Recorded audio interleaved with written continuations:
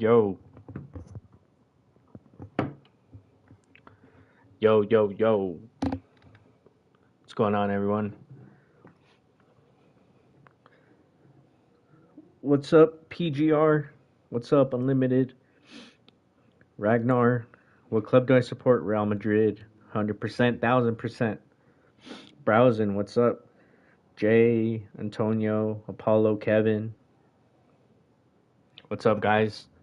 Appreciate you guys coming to hang out. Sup? What's up, guys? After a noteworthy Dynamite, this one, even with one of my biggest dream matches ever, this one felt kind of low key, right? I don't know. My bad. Red pill. What's up, man? I didn't intentionally skip over you, dude. What's up, man? Donnie, Steven. It was a low key collision. I don't know if some are gonna disagree, but I thought it was pretty good. Like, obviously it wasn't one of the best collisions ever. Um, but I think there were some things on the show I didn't enjoy. But I think so because we got Shibata versus Danielson. Maybe I'm being way too forgiving, but yeah, guys, I don't know. I thought it was a pretty good show. Obviously, we started with the high, which was Danielson and Shibata. Man, when this match got announced, it was yesterday, right? I was like, no way, dude. I was like, no way. Um, so the fact that this match was even possible in AEW on its own, I don't know, it made it worth everything else on the show. So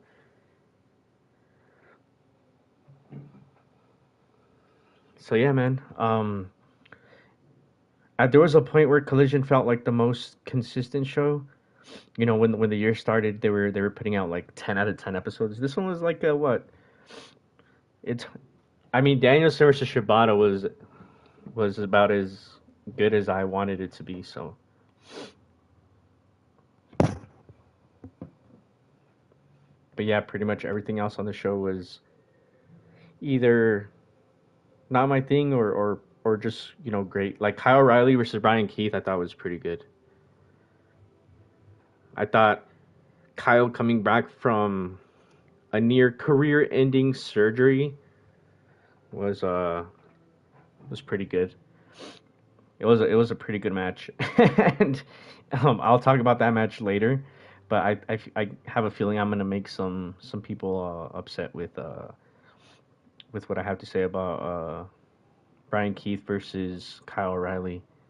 Someone saying it's mid. I mean, I can see why someone would consider it mid, but for someone like me, um, Kyle O'Reilly and Brian Keith and Shibata and Danielson, I think was worth tuning in. Do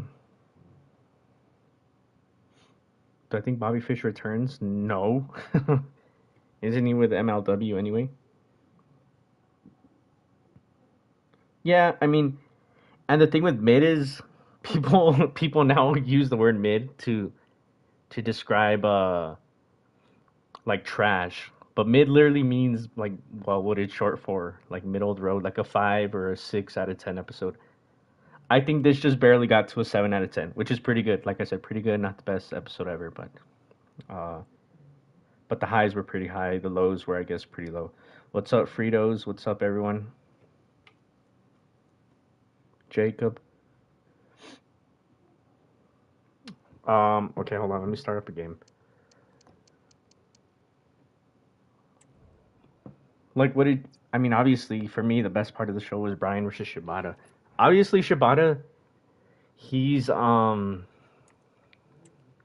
he obviously doesn't work like he used to in New Japan. Like, duh, right? His career almost ended, but um, dude, like Shibata at 70% is better than like 90% of wrestlers in the world. So that's why this match was so good for a TV match, right? Like this could have been on a pay per view, and I feel like they would have gone harder, but the fact that we're able to get this on free TV is just a testament to AEW's roster, man.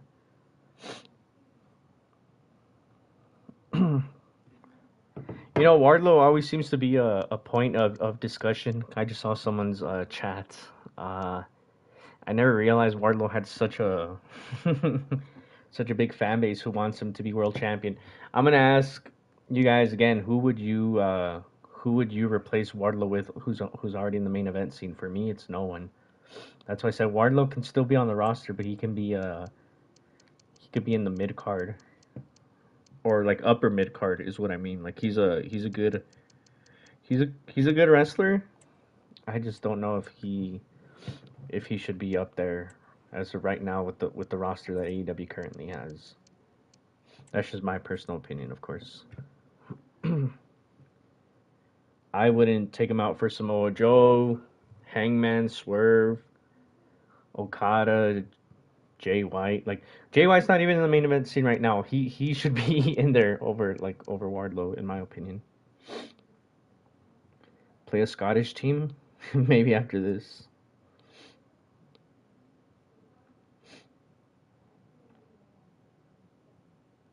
The women's tag team titles, I don't think it should happen.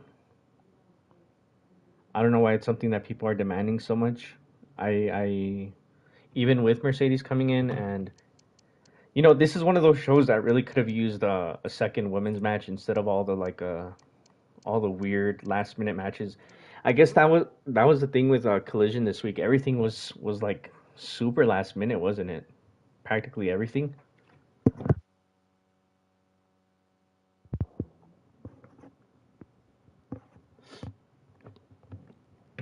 I don't think City will run through Madrid this year. I think it'll be pretty close. I could be wrong though. That could age horribly.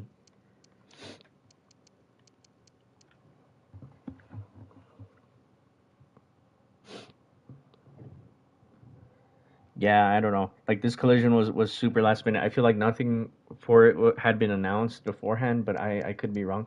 Wasn't there even gonna be Soraya's brother versus Angelo Parker? I know they addressed it on the show, but it just felt kind of weird that they pulled it last minute because I was like, there's a million matches being announced for this last minute.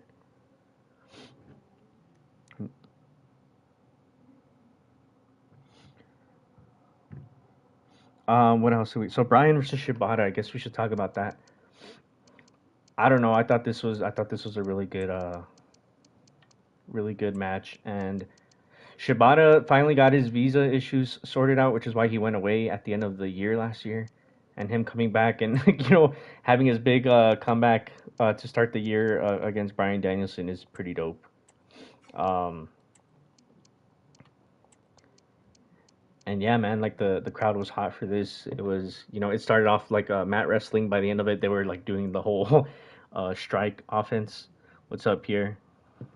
Yep, 3 hour. Well, practically 3 hour dynamite next Wednesday for sure. Because Rampage is gonna be live right afterwards.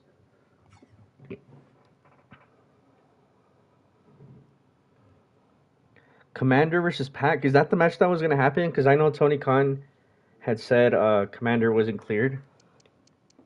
Is that the original match? Where did they say that? Because I never saw the announcement for it.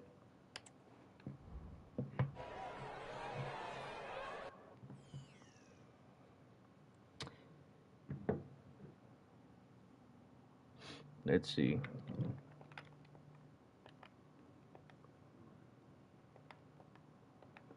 And so Brian is just running through all these. Brian is obviously very, very obviously having all the dream matches that he wants before he goes part time, and it's pretty dope. What I like about this is that Shibata, it looks like he's gonna be back in the fold in a weekly storyline. He helped out the Blackpool Combat Club after the Claudio Lance Archer match, which ended in a DQ, which I thought it was weird.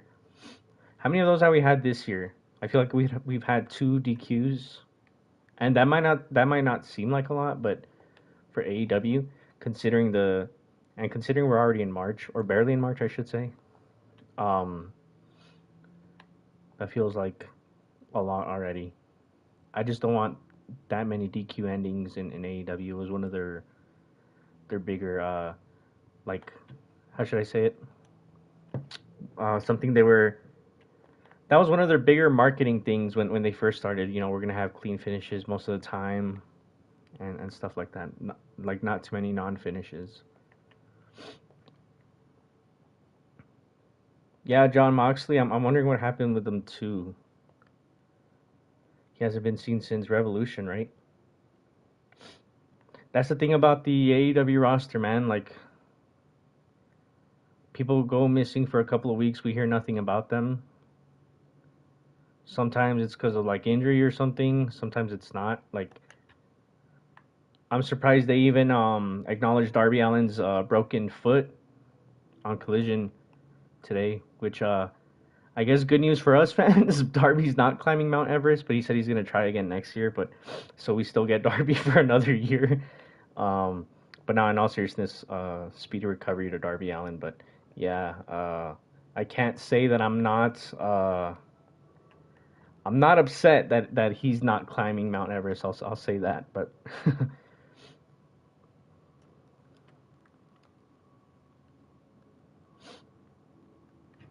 yeah, Jay White should take all the credit. I know he already is taking credit for it, and it's like yeah, like Drew with CM Punk. I mean, it changed Drew's whole trajectory, and Jay White should come out and cut a promo on Wednesday, taking credit for it. I'm pretty sure Darby should be good to go by. Well, I'm not a doctor, right? I don't know how how many or how bad his broken foot is, but he should be back for sure for All In at Wembley. And I was thinking that they should just do Jay White versus Darby at Wembley.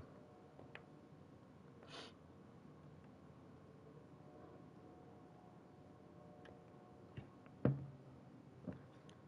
yeah, that's why I like Shibata being back in the fold, and he actually has um, a storyline it seems too. So he's not just like having exhibition matches like he was most of last year, which I didn't mind. I didn't mind the exhibition matches because he still wasn't all elite. He only recently became all elite like at the end of last year. Imagine if they run back Okada and Shibata though. I don't know if you guys saw, but Okada posted about Shibata's match tonight on his Instagram story.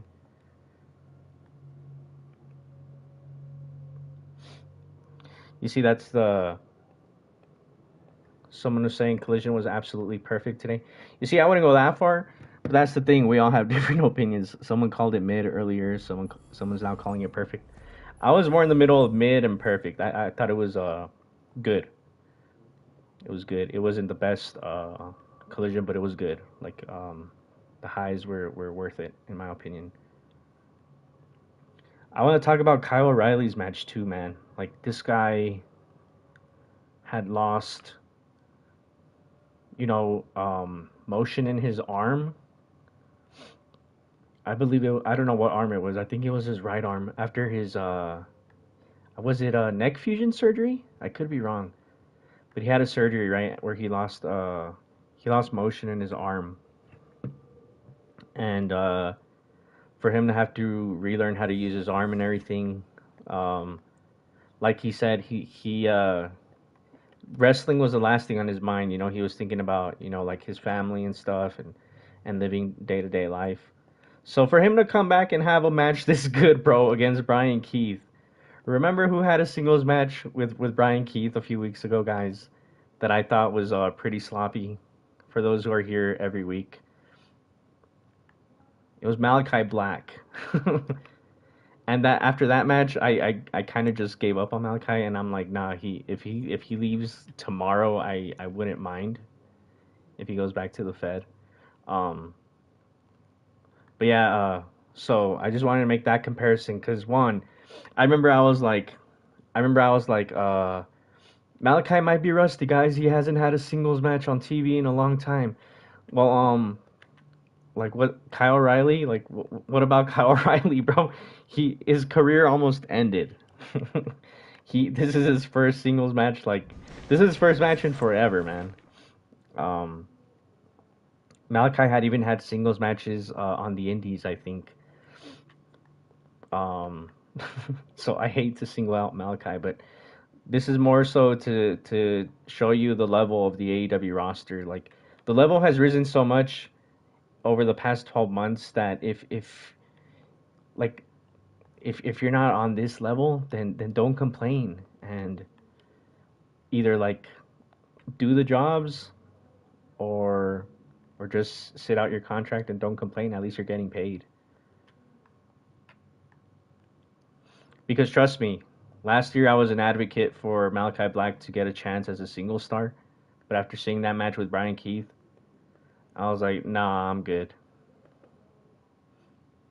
I used to be, even when people were already turning on Malachi, I was still one of his biggest supporters, but not anymore. Travis, thanks for the super chat, man. FIFA Street was so fun. Gotta ask about ratings though. What do you define as a successful rating for AEW? What is an achievable goal? Does it matter now more than ever due to a new deal incoming? Thanks, man, for the donation. Um, so that I'm glad you asked because I think I'm one of the few content creators who will tell you this. I don't know what a successful rating is for AEW. Only the only people I know are Tony Khan and his people who need to know and Warner Discovery, WBD, Warner Bros. Discovery. I'm not gonna sit here and pretend like, oh, they have to be hitting 1 million. The only reason people use 1 million is because it's a pretty number. You know, it's like aesthetically pleasing. Like if they're doing 800K every week and Warner Media are happy about that, then that's good, bro. They're number one on like more often than not. Well, pretty often I should say. Like pretty often they're the number one show on TV on Wednesdays. So like I don't know all these I think it's funny that all these content creators or I'm not even gonna call them content creators, all these clickbait people think they know what the numbers should be, and I think only like I said only two parties know. It's AEW and Warner. So I'll say this: if Warner ends up extending AEW, which all signs point to they will, then that means they've been hitting the numbers, right? I know no, I know these clickbaiters won't admit it, but that's pretty much what it means. If Warner Bros. Discovery renews AEW, then that means they've been hitting the numbers they want them to. All these past couple of years with people saying they're dying, bro. You know how many? You know what TNA would kill to be in AEW's position right now. You guys realize that MLW would kill to be in AEW's position right now. It's so funny to me that people compare AEW to WWE like they expect them to hit WWE numbers. Like WWE has been a TV company for what, like 50 years now almost. That's the reason why that's not a fair comparison. I can make a whole video about this eventually, but so that's my take on that. It was a good question though. I'm not like aiming the ranting at you, Travis.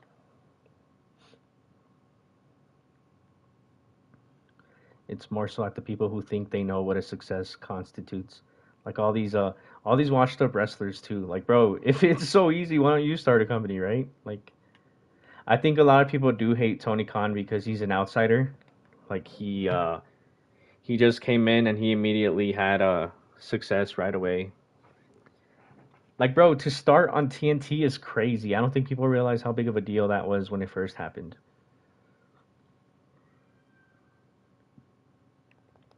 Like, let's say one of these carnies was running AEW. Like, I don't know, who should I say? For example, like I'm just throwing out a name, right? Like the Undertaker. Let's say Undertaker was running AEW. The all these like washed up podcasters would be way more forgiving because he's one of them. He's one of their own. Even if Undertaker was booking like absolute like crap, people would be like, oh no, well he's one of us, he's our friend, it's okay, we'll be more forgiving. And the fact that Tony Khan is an outsider, and he literally started his wrestling experience started with AEW being founded. People don't like that, bro. People don't like that. Papa Taker. People would be saying that. So yeah, but at this point, I don't know when AEW gets renewed. I don't know what these people are gonna what content they're gonna make because their AEW is dying. Narrative is not gonna hold any weight, but it's still gonna get views somehow because that's what gets views.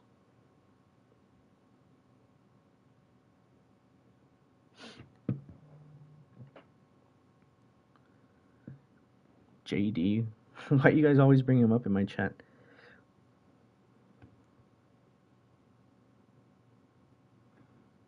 But yeah, that came from one question about ratings. But thanks again, man, for that question. Man, this. Hold on, let me lower the volume on that because that thing gets loud out of nowhere. Julia Hart versus Trish Adora. I don't know. I know a lot of people are fans of Julia Hart or her like presentation at least, but um, for me it's like and then the bell rings, and like obviously Chris Statlander gave her best match, but ever since then I don't know. It's just felt like I don't know because I always saw it as like the TBS title should be the workhorse title, and obviously that's not what Julia Hart is, and it's unfair to expect her to be that considering her experience level.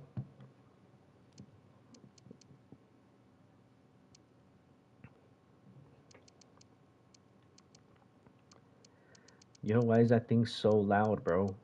If I have everything turned off here. I mean, don't get me wrong, Julia has improved, but I don't think she's ready to be champion. Like when Chris Statlander was champion, she was putting on good matches like week in week out. No matter the opponent, like she was able to carry less experienced wrestlers to good matches. Travis Wilson, thanks again, man, for the super chat. He says, thanks, that's why I asked not to debate. I was just curious because everyone made a big deal about how the ratings flopped. Your community is great. Thanks, Travis. Appreciate it. I mean, I'm not going to lie, though. I do think the. So I don't want to talk too much about ratings, but, like, obviously, they probably expected a bigger number for Big Business, but the quarter hour for Mercedes' debut was excellent. Everything after that, it kept going down. I think until Darby Allen came on. I think Darby and Jay White popped a good quarter. But yeah, man. I mean, as long as Warner's happy, that's all that matters. Like I really don't. I'm a fan of graphs, not graphs. In other words. But yeah, I was talking about Julia. Like Julia is good and she keeps improving, but I don't know if she should be champion for much longer. I saw a lot of people assuming that Mercedes is gonna enter the TBS title scene, and I don't know if that's I know because I know she like took them out on Wednesday. Like she came out to beat them up, but I don't know if that's what I don't know if that she's going for the TBS title. You know what I mean? I think she's literally just like involved with Willow because of their obvious history. I could be wrong though, but I don't think she's going for the TBS title.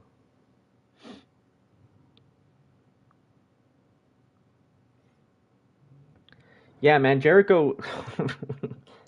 I did a whole rant on him the last. I feel like I rant about Jericho these these, these past few streams. All I'm gonna say is he he needs to go away, like like badly.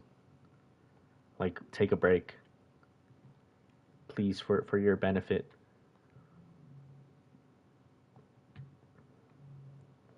Yeah, I don't want to rant about Jericho. Don't worry, browsing. Don't worry. I'm not gonna. I'm not gonna. But um, Daniel Garcia and Lee Moriarty had a like a pretty decent match, TV match. I don't know if Garcia is gonna be the one to beat Copeland eventually, but we'll see. I think he should be, considering they have that story built in. And then Pac versus Aaron Solo was a squash match essentially. But Pac did call out Tony Khan and said that he's looking for trouble. I don't know, but I think the pay per view match is going to be Okada and Pac considering their interactions. I could be wrong though.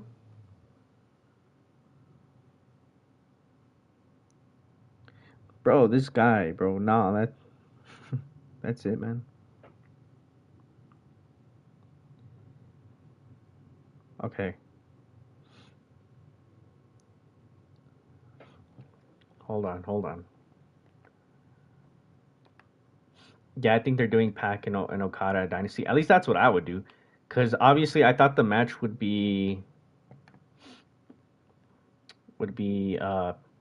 Okada and Kingston, but they're doing that this week, obviously, unless they do a rematch at the pay per view, which I wouldn't doubt. It's just that AEW rarely does that, but they have done it before, so it's not like unheard of.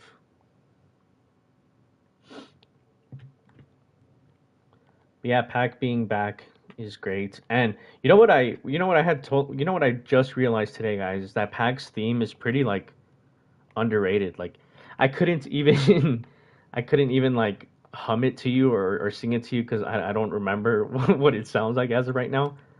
But every time I hear it, I'm like, damn, that's a good theme.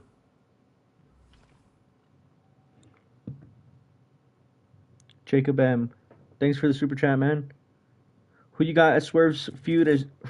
I assume you mean Swerve's first feud as champ. I see him holding it to Wembley and passing it to Osprey. A decent sized run. Love the community, Tranq.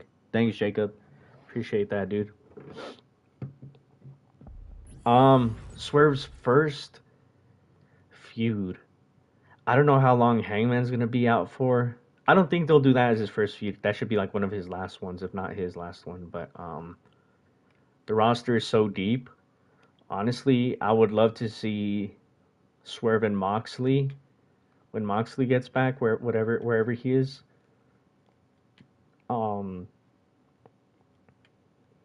Honestly, I wouldn't mind seeing Swerve and Jay White. Like, even if I know people are gonna be like, "Nah, Jay White can't be losing too often," but him going into the title scene is better than at least the which has already ended anyway, but the Bang Bang Scissor Gang, right? Like Takeshita. Oh, give me Swerve and Takeshita, honestly. I think that would be perfect. Danielson too, maybe, yeah. And I know some people are not gonna like it, but I'm pretty sure I'm pretty sure MJF will be involved in there somewhere, and Adam Cole once he's healed. But those guys are gonna be feuding with each other. If you ask me, I think I'd make it Takeshita. Takeshita needs to finally have a shot at the world title.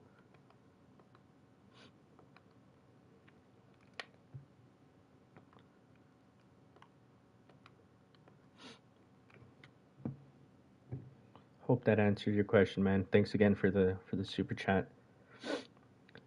But yeah, so Claudio and Lance Archer, we talked about that. The DQ finish. Kyle O'Reilly versus Brian Keith, we talked about. Brian Keith is like a good opponent for these guys who who need wins, I guess. I still want that trio one day down the line of Brian Keith, Hangman, and Bandido. Like the three Cowboys. I think that'd be sick. The three Outlaws. Swerve versus Christian Cage would actually be pretty good, especially if you assume that he's gonna lose the title soon, right? Um, sorry guys, I'm looking at what else happened on the show. Well, yeah, I guess we should talk about it. House of Black versus the Infantry. the House of Black versus the Infantry. Why did I feel like this was gonna be? And I should have seen it coming, considering last week they built it up in a promo. I should have seen it coming. Like it was pretty obvious that FTR and the Infantry were gonna face each other. I just forgot completely. I remembered after the fact, but I thought this was gonna be an easy win for House of Black. But they showed that the House of Black had them beat, but due to their cogginess, they lost, and Mark Briscoe cost them the match. I don't mind this. I actually just wish Brody King was a singles guy, man.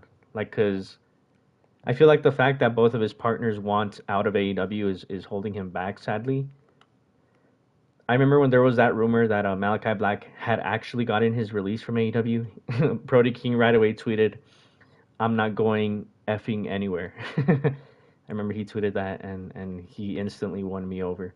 Um, but yeah, man, they lost to the Infantry due to outside interference and their own doing too. And I don't really mind. Um, I know people love the House of Black, but the House of Black are just everything I've seen from the House of Black. It's like they're better in theory than in execution, at least in my opinion. Bro, why is this part of the game so loud? Okay, it doesn't last that long at least. Oh no, wait, it's again. Okay. But yeah, the bracket. I don't like the bracket because I think John Moxley and Claudio should have been on there. Um, who else? I think the Guns should have been on there. Like the fact that the ROH Tag Team Champions are on there is crazy. Like I don't know. Like I at the end I do want the Young Bucks to win because I do think they deserve it. They've been doing some great work and they've completely won me over. But it's just another case of like these AEW tournaments outside of the C2 are usually pretty weak for the most part.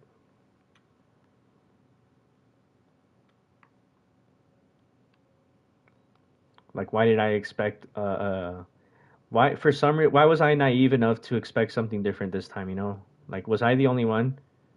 Did anybody else expect anything different? Because I did, but I was. That's just naivety. For naivety is that how you say it? For me at this point.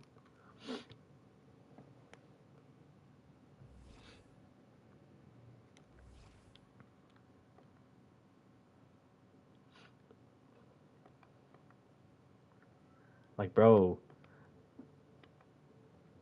when's Moxley coming back?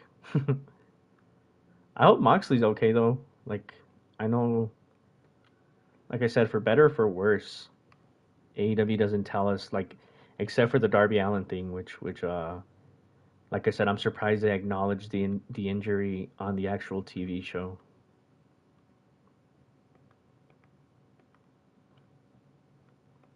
Why is Athena still on ROH? Because she's their draw. I know she'll probably be back this year now. Like that's why I'm not like too concerned about that. But yeah, she's been down there for way too long. But to the people who ask why is Athena still on ROH, are you guys watching her on ROH? Because um, I'm not gonna lie, I don't watch ROH, so that's why I don't say, oh, Athena should be called up already. Like, because I know that she's doing excellent work on ROH, and yeah, I don't know. I just feel like it'd be weird of me to say she should be on AEW if I'm not supporting her on ROH, and that's just mostly due to I don't know. I have no interest in watching Ring of Honor.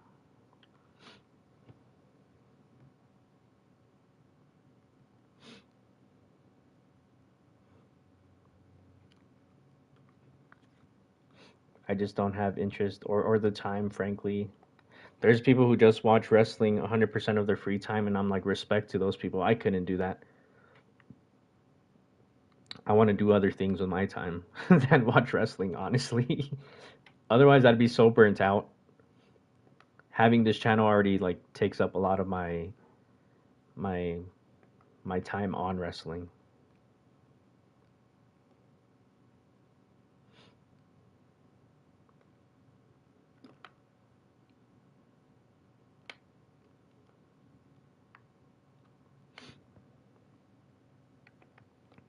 And then we had the Edge promo to close the show. Adam Copeland, Edge.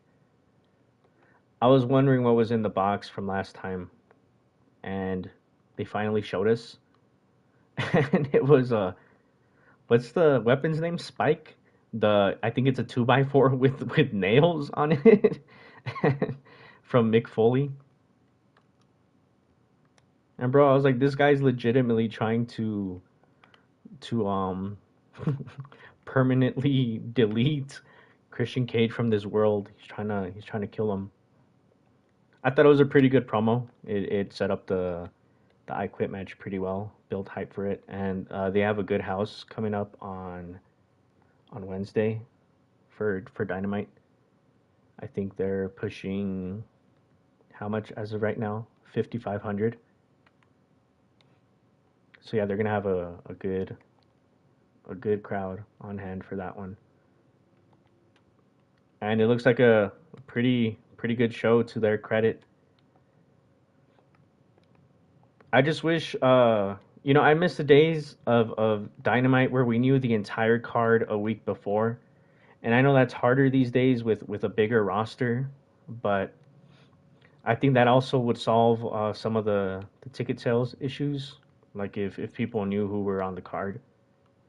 Um, because like if you go to a Raw or SmackDown show, the thing about them is that you at least always know who's gonna be on the show. On AEW, like it's crazy that one week you can see, I don't know, John Moxley, and then the next you won't. For example, that's just a small example, but that's for a large part of the roster.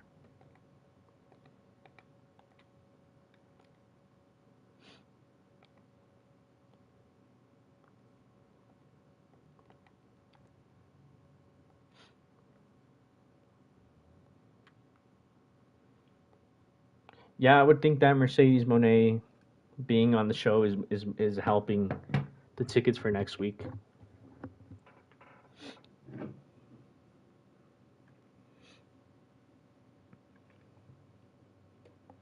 When is even Supercard of Honor, man?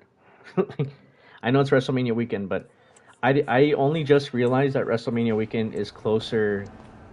Wait, hold on. The fact that I can't lower the volume for that part of the game is annoying me. But I was gonna say that the fact that WrestleMania is closer than I only just realized that WrestleMania is closer than I thought.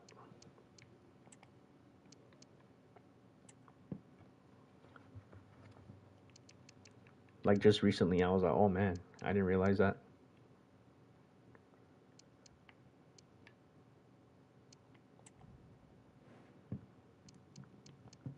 Let's see.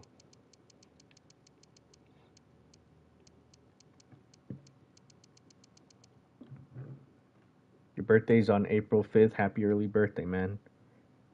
Happy early birthday.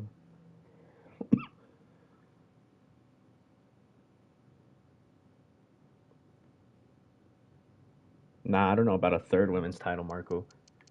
They just need. I don't know why Tony Khan has strayed away from two women's matches on Collision. We went like 2 months in a row with two women's matches, and then it just stopped. Like I said, today's show could have used a second women's match.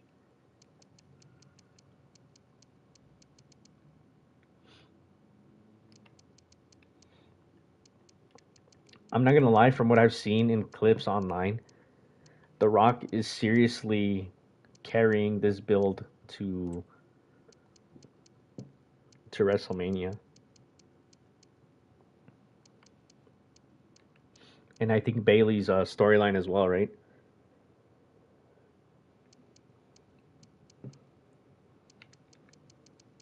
Let's see, who should I beat, man? Let's beat Liverpool.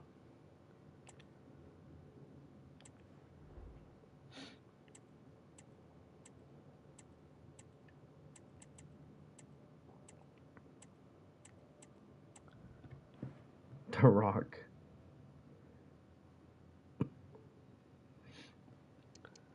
Someone said I don't care for half the WrestleMania card. Well, I don't watch, so I can't.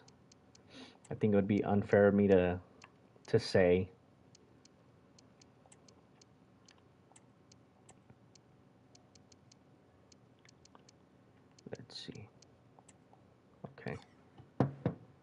But from the clips I've seen, the only thing that has like even slightly interest me is The Rock. Surprisingly, man. No, not surprisingly. He's well, he of everybody knew that he was a good heel. So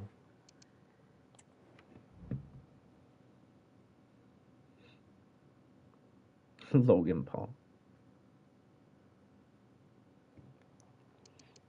So if Drew wins, it's over, right? Like he resigned for sure. So low key hoping that he loses.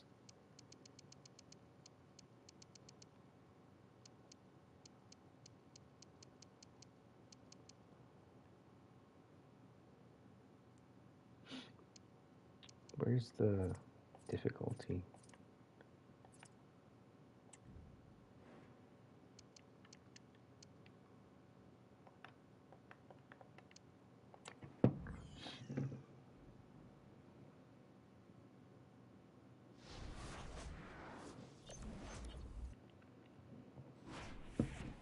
Finn Balor?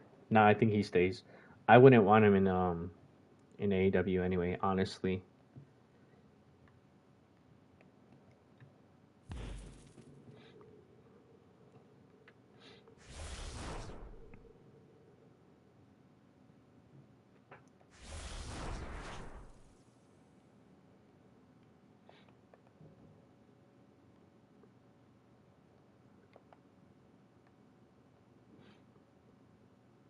Surprisingly, I know AJ is I know AJ is pretty washed, but for some reason I would still take him.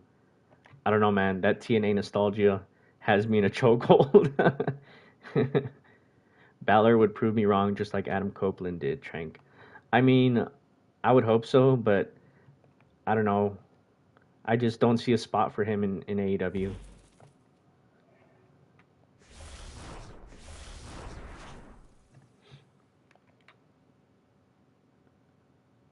I really don't think many more people are gonna leave. You guys will be surprised. Like the WWE branding has a lot of people who are already signed. I should make that clear. The people who have already been in WWE will always like have a soft spot for them. Like even CM Punk, look at him. Even after all the crap he talked about him, like that's why he looks like a huge hypocrite going back.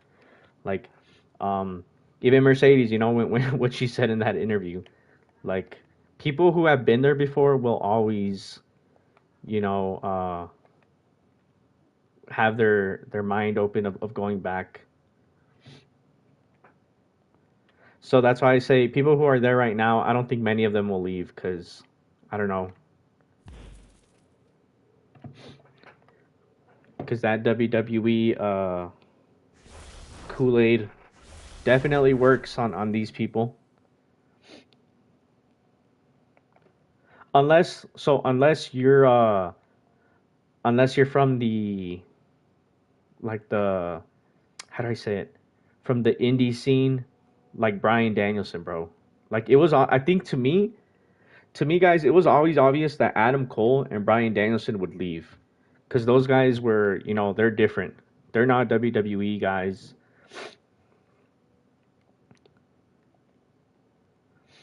Like they were pushed well, even they were treated well. None of them had any reason to complain, honestly. But those guys are like how do you say it? They're cut from a different cloth compared to all the other people signed to WWE.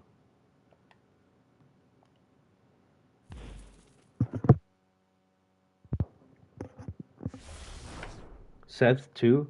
Nah, Seth is a WWE lifer. Unless you're responding to someone in the chat. Sorry, browsing. I don't know if you were. So yeah, I really don't expect too many WWE departures these days, guys. And honestly, I do not mind that.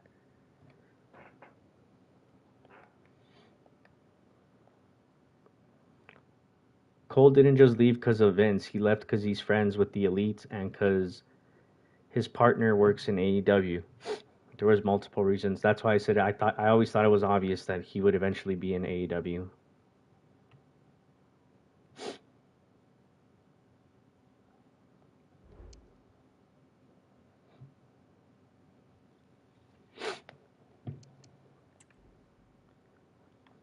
Yeah, there's no way Seth um would leave. I just don't see it. If Seth leaves, that'd be crazy. And honestly, if he leaves, I wouldn't even want him in AEW. I think he's way too slow, and he wouldn't be able to keep up with guys like Osprey, Okada, and all those guys. So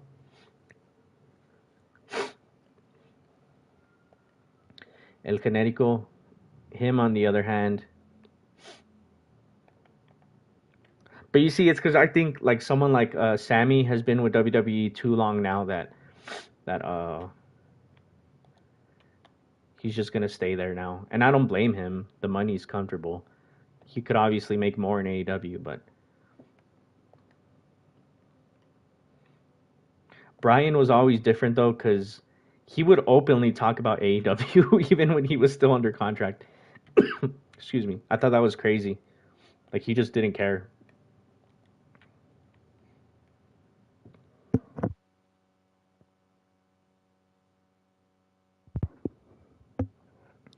Yeah, Seth isn't what he used to be. Maybe if it was like 2014, 2015 Seth, I would have been like, okay, I'll be with an open mind, but nah.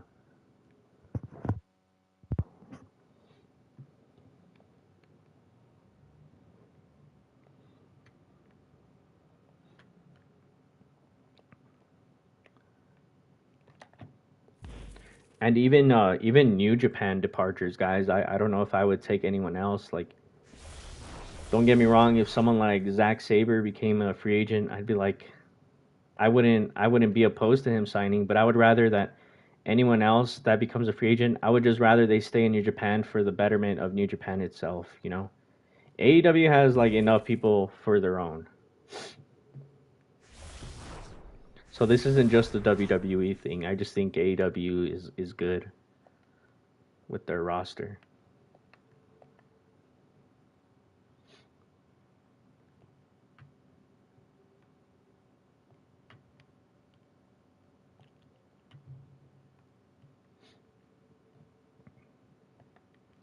Yeah, man, the yen is weak right now, so that's why a lot of people they can't turn down, the money that Tony Khan is offering.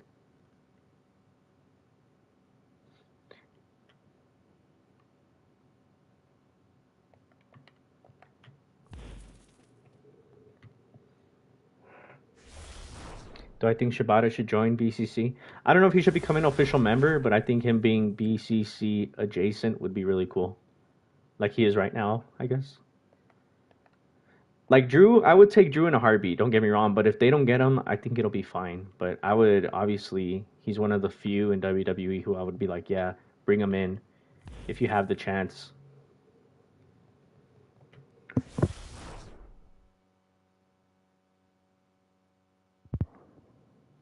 Yeah, exactly. Steven brings up a good point. They told New Japan, Aussie Open told New Japan, yo, we want to sign with you guys, and New Japan told them that they couldn't. They just couldn't sign them. That they didn't, like presumably because of money, and that's why AEW signed them. And like because of the partnership, like it's good, right? Because if they ever wanted to use Aussie Open, they can. But but yeah, man, times are tough in Japan, man. Like I don't even mean New Japan. I mean like Japan, the country. The yen. People underestimate how much of a factor that plays.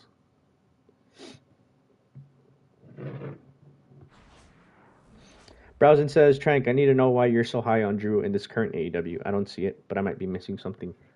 I think he's doing the best work of his WWE career, man. I think he's doing great character work. He's a great wrestler. That Mania triple threat that he, Sheamus, and Walter had, or sorry, Gunther, was really good. I'm gonna say Gunther because I know someone will get offended. They're like, his name's not Walter anymore. but but I don't argue against the people who saying there's really no spot for him in AEW because if he comes in, it'll be hard to factor him into plans as well. But he's a he's a he's a talent that I think in my opinion, of course, that you don't pass up on. But everybody's different. If you think he's that you can pass on him, then that's fine too, man. Like, but that's just my opinion. I hope I answered your question though. That was a good question. International. Let's see. I'll always have a soft spot for the Germany international team, y'all. 2014 World Cup. Goats.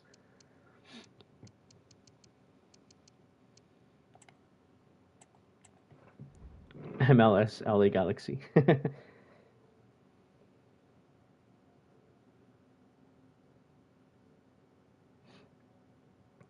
Respectfully disagree, says Travis.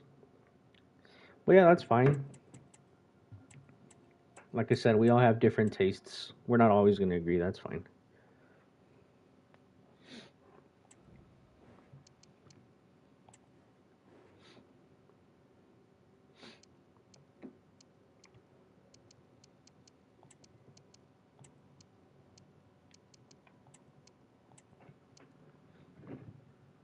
But yeah, like honestly, the AEW roster is good to go. Like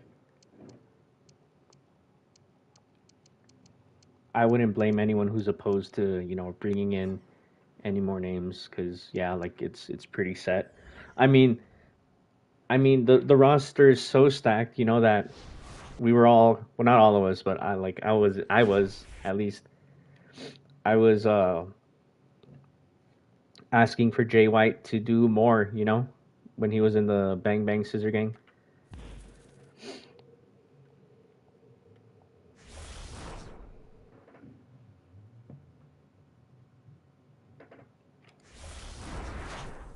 And they do have young guys they need to focus on, which to be fair they have been, like Daniel Garcia. They're trying to give Hook more stories, but I just don't like the one he's currently involved in. But that's fine. I'm not gonna go on a rant again about that because you guys know who I'm talking about. The Ocho, Germany in 2018. Yup, when they lost to Mexico, bro, that was crazy. They got cooked. They got cooked by Mexico, bro. No one could believe it. None of my family could believe it when they won. I remember the commentators, even the Mexican commentators, were laughing at the end of the game. That was funny because they just beat the world champions.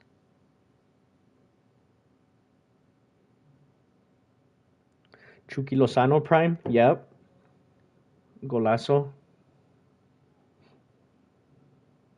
Malachi's gonna be Cody's first defense in WWE. Imagine that'd be so funny.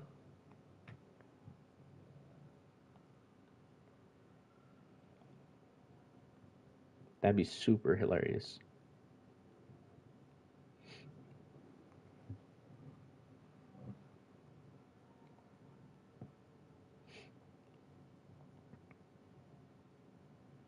Do I watch Serie A?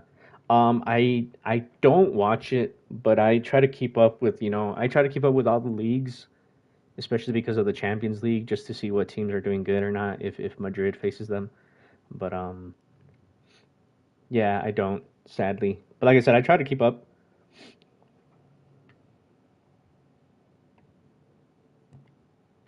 just with like the league table and all that.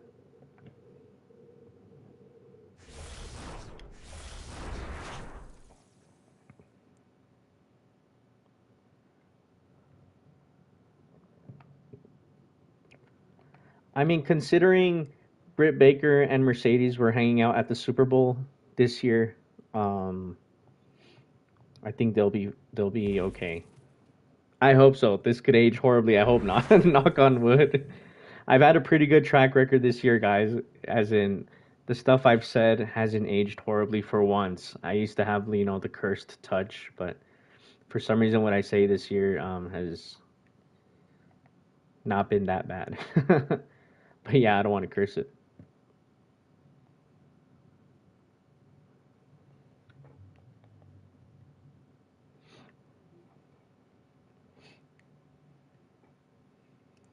Blood and Guts is usually in the summer, but there's usually no set like week. So I guess we'll see.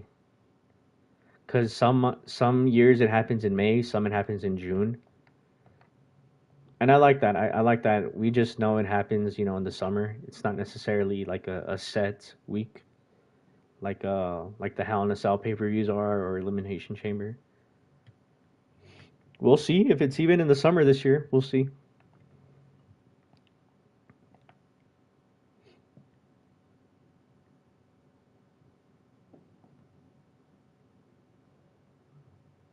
Luigi Primo versus Osprey.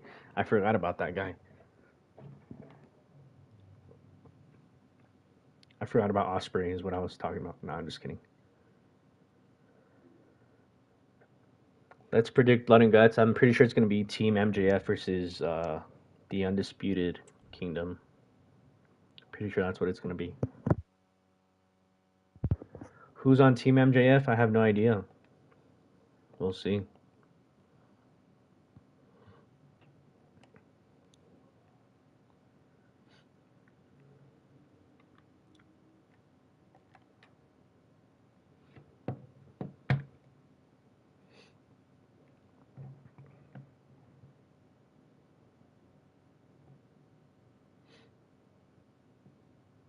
All right, all right. 1 second, guys. Sorry. The Acclaimed? Nah. I wouldn't like that. MJF brings in the Von Erichs. Imagine. That'd actually be pretty cool. After watching the Iron Claw, I can never say no to the Von Erichs. And while they're pretty good in their own right, the his sons.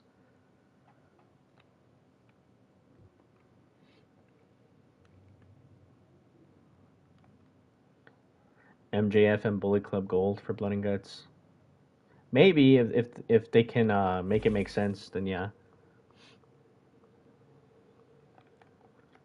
I mean, all they gotta do is have a inner circle reunion, or the what was the other one? The Pinnacle. Except no Sean Spears because he's a megastar in WWE now. Um, that was mean, wasn't it? I just never liked Sean Spears. I'm sorry. I always thought he was a weird hire, even back then in 2019.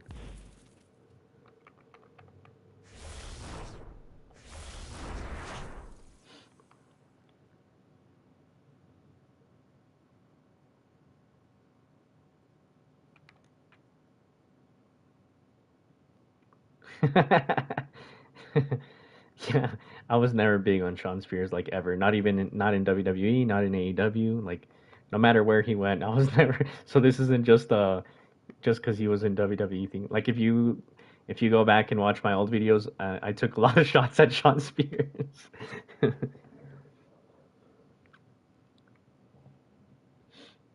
But I guess like he served his role, in AEW as the guy who took losses for MJF.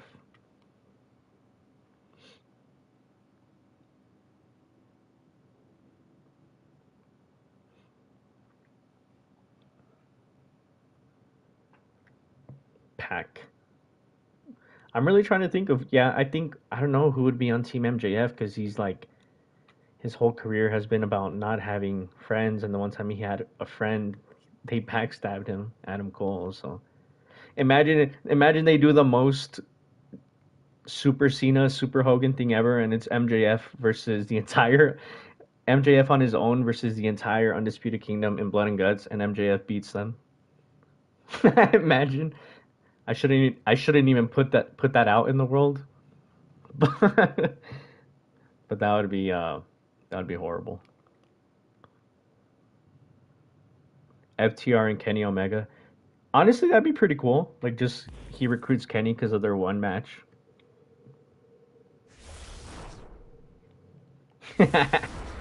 Yeah, I do not want that, guys. For the record, I do not want it. Yeah, I can't wait for MJF to just be a heel and to be like his 2021 self. Like even his feud with everybody goes back to his feud with Punk, right, as the best version. But I think right before his feud with Punk when he was feuding with Darby, I thought that version of MJF was mostly pretty good.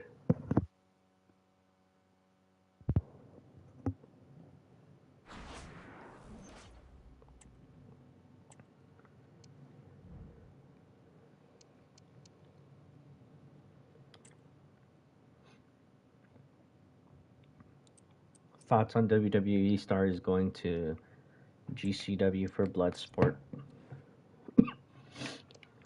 I think that was pretty unexpected, but I think it's just I mean I guess for the wrestlers it's pretty cool. So for the wrestlers I'm actually stoked for. But Triple H is funny, man. He's trying to, he works with other companies when it's convenient. And I guess it makes sense cuz they're WWE, but yeah, I just think it's funny. Let's see who else. Let's play with an English team. Let's play with Tony Khan's team cuz I'm a Tony Khan um fanboy. I'm on his payroll. This part of the stream is brought to you by Tony Khan. No, I'm just kidding.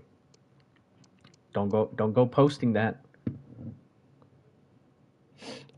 Am I big on Ricky Starks? Yeah, I like Ricky compared to others.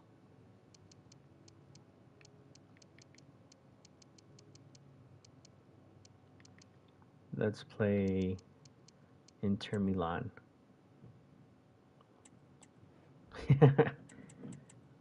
Yeah, I'm paid by Tony Khan, guys.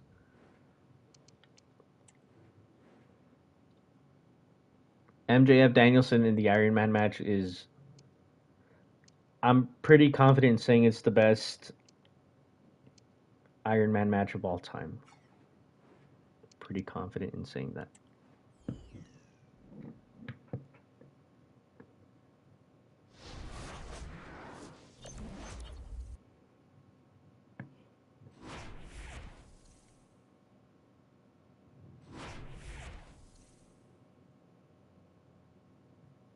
Age of Wrestling and Plana. Age of Wrestling had a crazy fall off, bro. That guy used to be Sonny the Jobber, and me and him used to make similar content basically. And then he became he became literally every other clickbait channel. And to his credit, it helped him, but I can see exactly why he did it for the money, not because he believes it.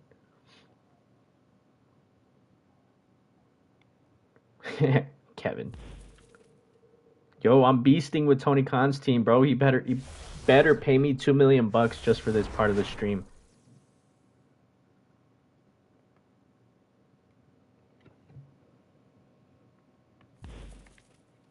Kurt, Kurt Crane, thanks for the super chat, man. You didn't have a question or anything? You can send it like just in the chat if you do. But I appreciate it, man. Thanks for that.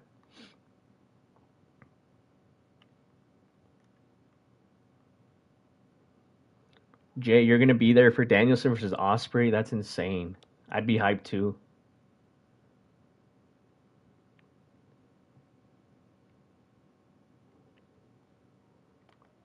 I'm surprised they didn't do MJF versus Hangman during MJF's reign. But then again, I just feel like the time wasn't right. Like looking back at it now, but that's definitely a world title feud right there. Appreciate you, Kurt. Thank you, man.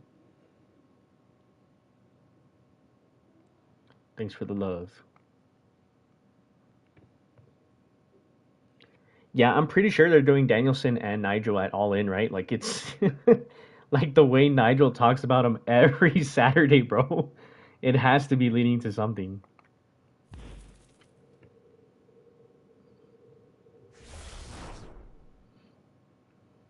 Yo, Steven.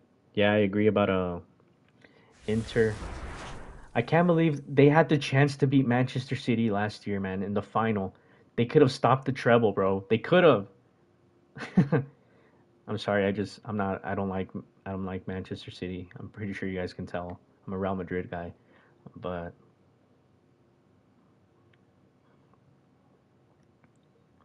yeah, Lukaku, he ruined it all. Steven based. Travis. Travis is mad. He said he hopes Mbappe flops. Nah, bro. Once Mbappe comes home, it's over for the rest of Europe. Follow that, my friends.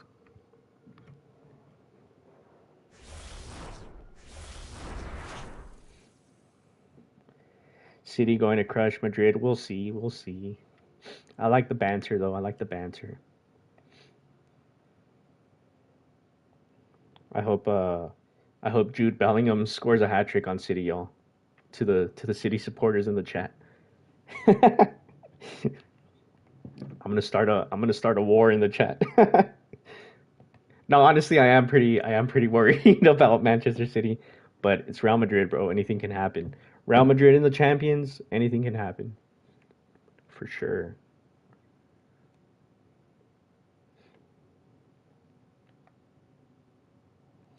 The Gunners going all the way.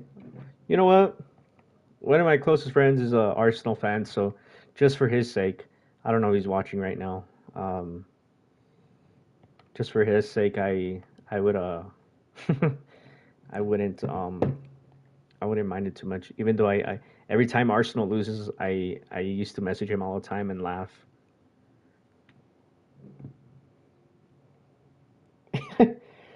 Oh, Pancake, appreciate you.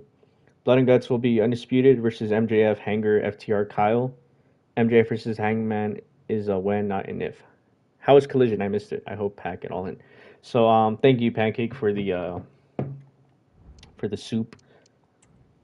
Your lineup for Blood and Guts actually seems pretty realistic, so I wouldn't be surprised if it's very close to what we end up getting. Collision, on the other hand, I think I called it a 7 out of 10 show. It wasn't perfect, but the highs were high enough that I would say it was a good episode.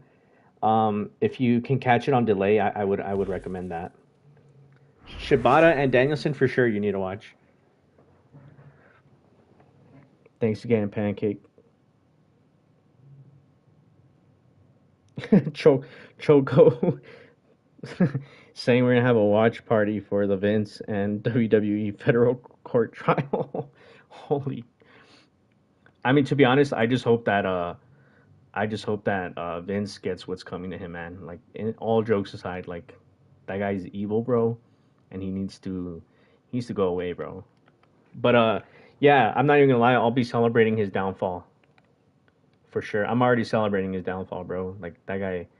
To think that that so many fans defended him for so long, and only now that that it's truly come to light, like the severity of everything. Only now are fans like, oh no, like we never liked him. Like, shut up. Like you're only saying that because Triple H is in charge now. And I'm not saying all the fans, but there was a very very large amount. Yeah, there's still people defending him. That's horrible. I couldn't imagine being that type of person. Remember when he had his like last televised appearance and people were doing the bow down gesture to him? That was gross. That was really gross.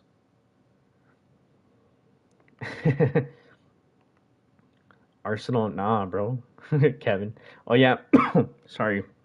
Mariah May's a Arsenal fan, huh? I saw that.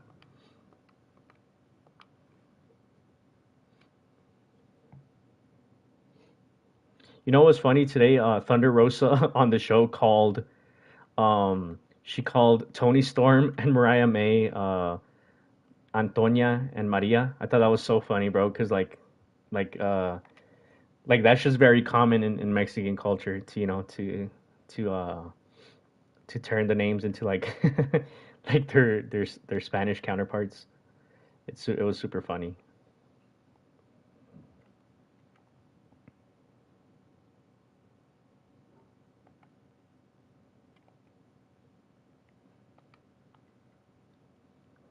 Bro, Tony Storm needs to like start wrestling like how she used to when she first joined AEW because the way she's wrestling as timeless Tony Storm has me disappointed, bro. Like she hasn't had a classic match since she started her new gimmick.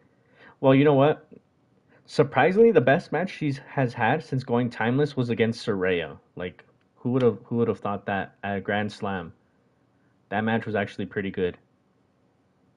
But ever since then, it's been like downhill. Yeah, Thunder Rosa cutting promos in Spanglish is is like a super accurate representation of Mexicans. And I'm glad that her and Diana are getting like featured pretty well now. I was lost that after Diana lost that she would get lost in the shuffle. But then again, once this feud is truly over, we'll see how Tony Khan books her.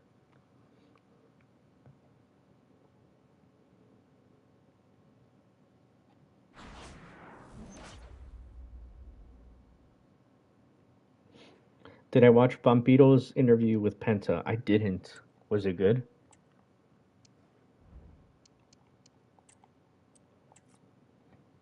Is it Vampito like a notorious liar?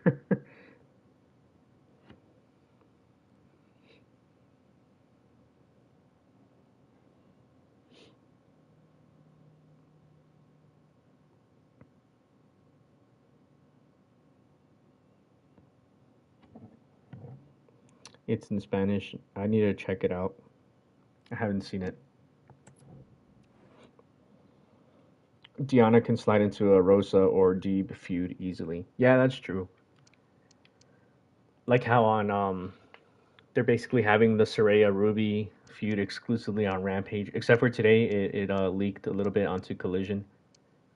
But I like that it's been a Rampage exclusive story because it gives people a reason to at least people who are into it to gives them a reason to tune in.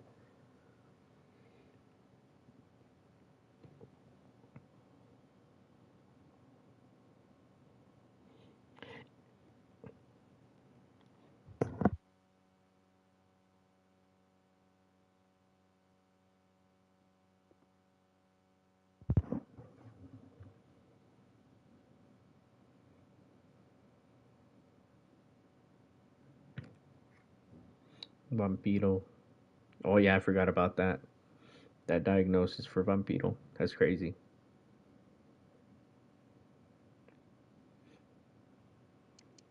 Let's see.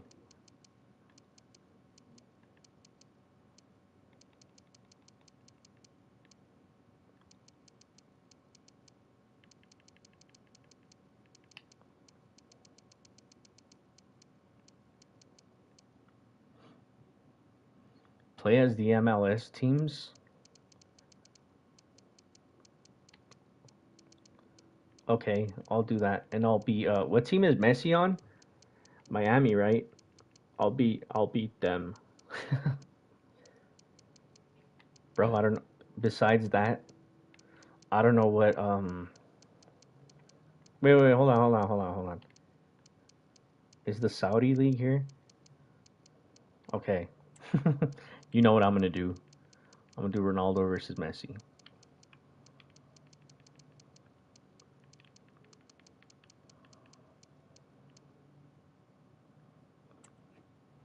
Play as Toronto FC. Oh man, I should have done that. Okay, maybe next time. This is just for my own personal vendetta.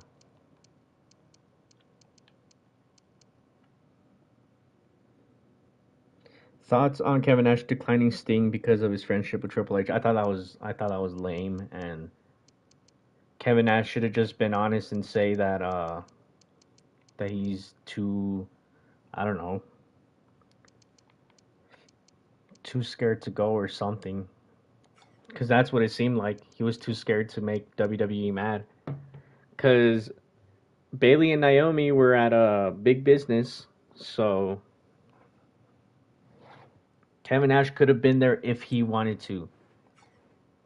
He obviously didn't want to, and I'm just glad that uh I'm just glad that Sting had some of his friends there. Oh yeah, and Tamina was there, right? Yeah, at Big Business this past Wednesday.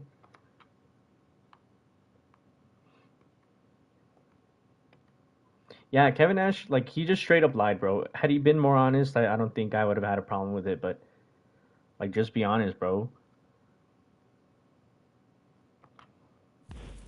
Sure. And I'm pretty sure that Mercedes is gonna be at WrestleMania 2 to support Bailey. So, like neither company. I don't think either company has a problem with being there, so long as they're just not on camera.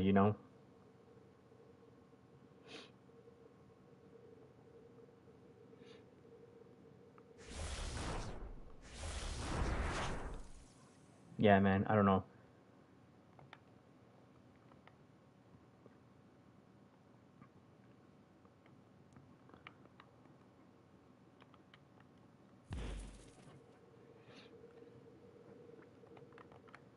Yeah, I was like, are Sting and Kevin Nash even that close? Like, I know they worked together plenty of years, but you know what? I don't know if you guys saw, and I hope that you guys didn't just for your guys' sake, but Vince Russo was talking about Sting and how Sting doesn't love the business. I think it was Vince Russo, and he made it seem like a bad thing, but like I think Sting loves the business, but he's not obsessed with it, and I think that's a great thing, bro. Like that's why Sting is so level headed compared to a lot of his like friends from that era.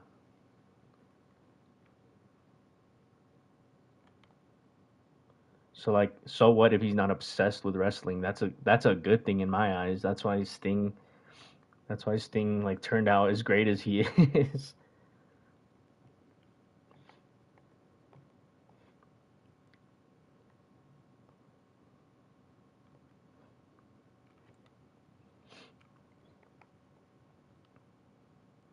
Where's Messi? Is he not even on here? He's not even on here, bro. He didn't even show up. He was too scared, bro. No, I'm just kidding. Um, I don't think I could have changed it either. Could I have? I don't know.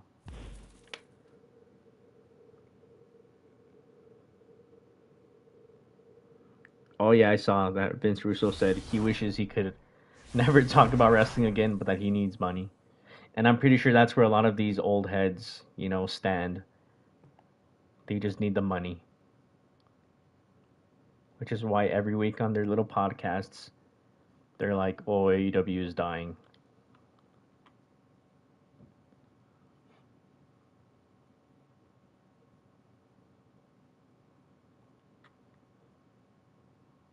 Are any of these old podcasters are any of them good? Because it seems like they all stink, man. That's crazy.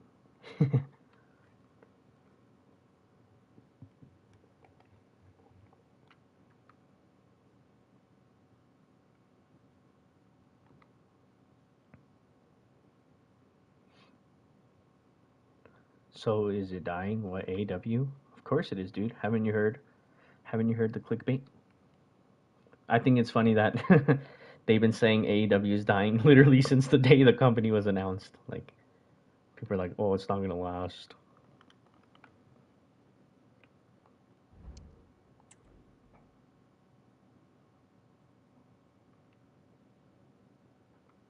I'm pretty hyped for All In. I don't know if you guys saw the new poster for All In for Wembley Stadium. They included Osprey, Okada, and Mercedes. And dude, the roster is just stacked. That's why I think it's funny that WWE is still trying to use wrestling at WrestleMania as a reason for these guys to sign with them.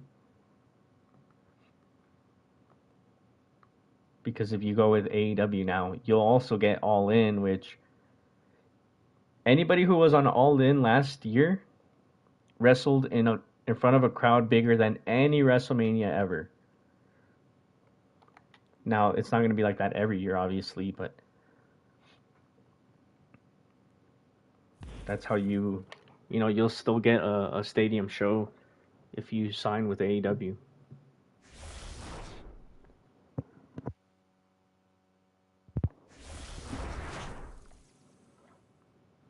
And I know, WrestleMania has like prestige and a name, but that's not enough. Wrestlers want to get paid, bro.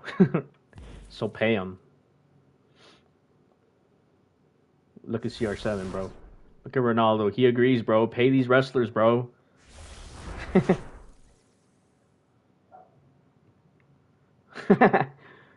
FIFA's version of Mario Strikers. Where's the electric fence? Bro, imagine. That would be FIFA Prison Edition. Imagine. I love Mario Strikers though. Used to love playing that on the GameCube.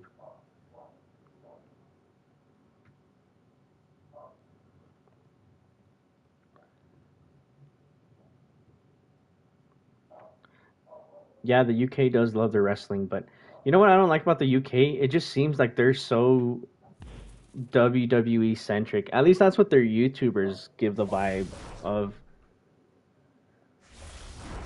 Kevin, I never played the Switch Mario Strikers, but I trust your opinion because I'm not gonna lie, I kind of wanted to play it.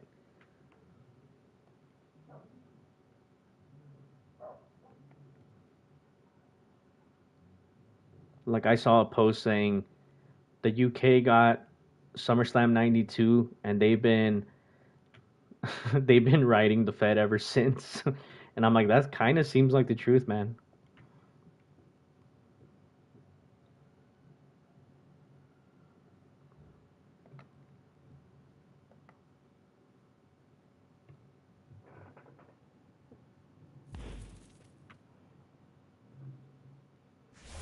Well, yeah, true, but it's because I think All In. Part of the reason why I did so well last year is also because they've been wanting a WrestleMania, and AEW was like, "All right, we're giving you our version of WrestleMania." You know, Pancake super chat. Thank you. Pancake says, "I hope Kenny is healthy. He doesn't even have to return anytime soon. Kenny is the reason I came back to wrestling, and if I didn't, I'd be less happy." Yo, same dude. Kenny Omega. Um, Shout out to Showbuckle. I don't know if you guys remember Showbuckle on YouTube. He really, helped me understand the importance of Omega's rise. And once I got into New Japan, Omega was still a junior heavyweight, so I got to see like just all of it and stuff. Omega's one of the goats, man. I do hope he's healthy. I mean, he's streaming now, so he looks like he's doing much better, which is good. He needs to take his time though. No rush back. When he comes back though, there's a lot for him to, a lot of business for him to take care of. Okada, Osprey, all these new names coming in. Plus, just keep him away from Jericho, please. Omega Okada. Yep, that series is legendary.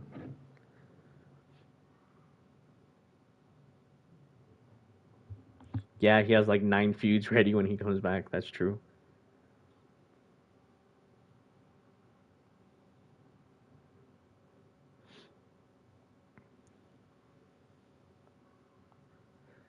Yeah, true. Browsing makes. Yeah, I'm glad that AEW pretty much has Wembley locked in. I think they want to do that every year now. We'll see, but Wembley is legendary. Just for wrestlers are gonna want to wrestle at Wembley, obviously, if they join AEW. Tranq versus Kenny Omega in a Street Fighter match when? Dude, I wish. Imagine.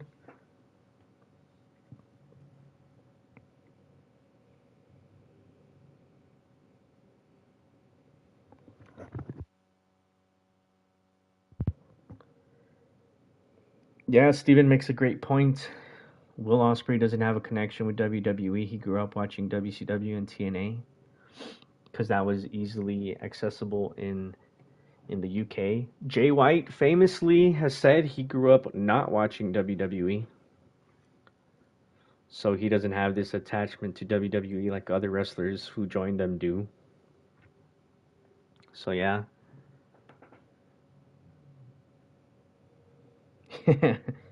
If Kenny still plays Fight Forever, brother, nobody's playing Fight Forever anymore. My favorite WCW luchador. Well, it has to be Ray Jr. or yeah, La Parca. Dude, La Parca went hard. LA Park, the OG.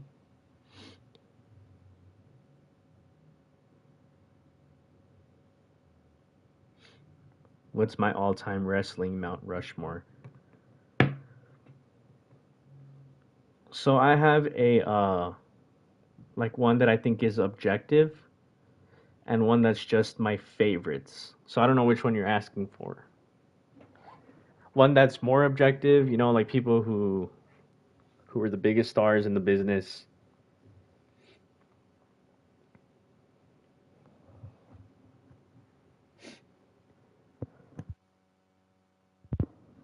Both.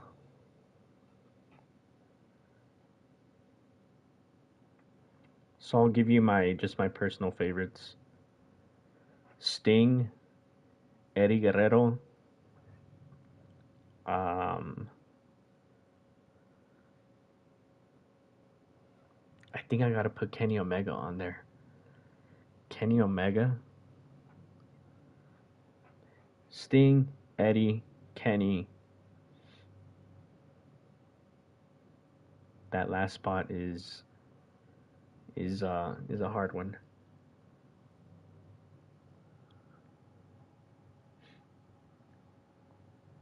Cause I'm not gonna lie, I want to put Punk there. I want, but then again, I'm just reluctant because I also want to put Danielson, and I think legacy wise, Danielson deserves it more. But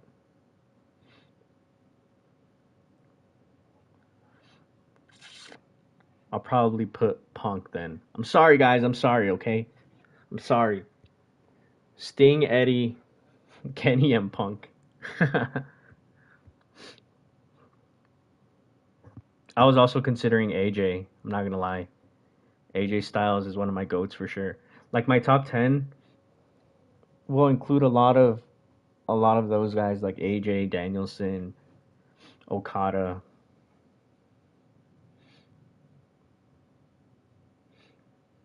Yo, Jay, thank you for stopping by, man.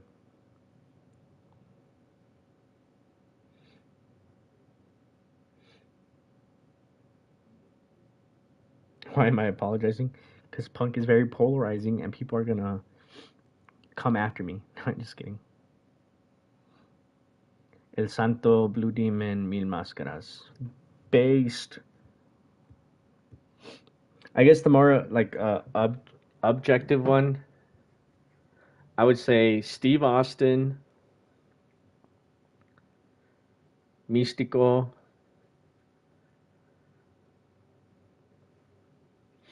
Um, this is harder than I thought. Austin, Místico.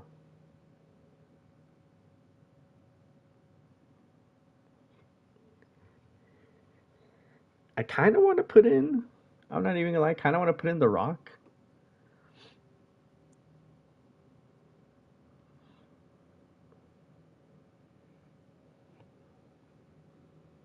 And either Misawa or I'm between Misawa or Tanahashi. Honestly, that would be my objective Mount Rushmore. You know what? I think I'm gonna go with Tanahashi. Tanahashi saved New Japan, bro. I'm sorry. So, um, I don't even remember what I said now.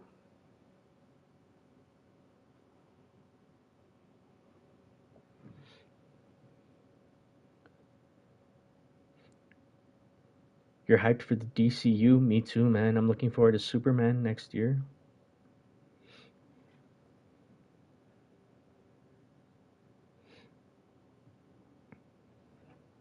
In James Gunn, I trust.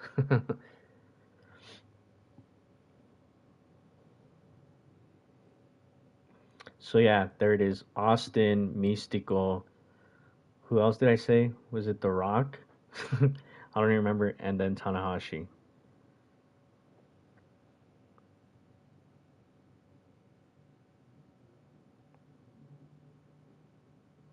Yeah, and I wasn't a fan of the Snyderverse. Didn't like that.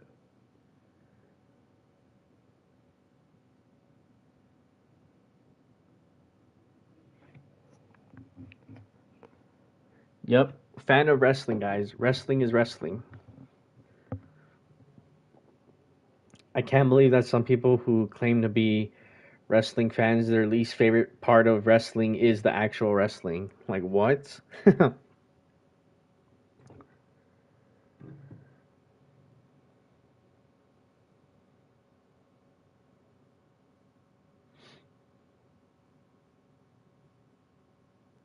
But yeah, guys, I think I'm gonna call it a night. I appreciate you guys coming through. Thanks for hanging out. Thanks for all the questions and stuff. Um, I will presumably see you guys on Wednesday, which is another big show. AEW is crazy, huh? This year, like it feels like every week is a massive show. Okada might be champion by the next stream. Um, so maybe also Edge. We'll hear from Mercedes, and then yeah, we're in the build to Dynasty. So yeah, I'm manifesting Okada being the Continental Champion. Nothing against Eddie Kingston. I love Eddie, but um, Okada as champion, like 3 weeks after debuting, is so based. Like that's crazy. But yeah, guys, thank you for all the well wishes. You guys have a good night. Enjoy the rest of your weekend, and I'll see you guys on Wednesday. Peace.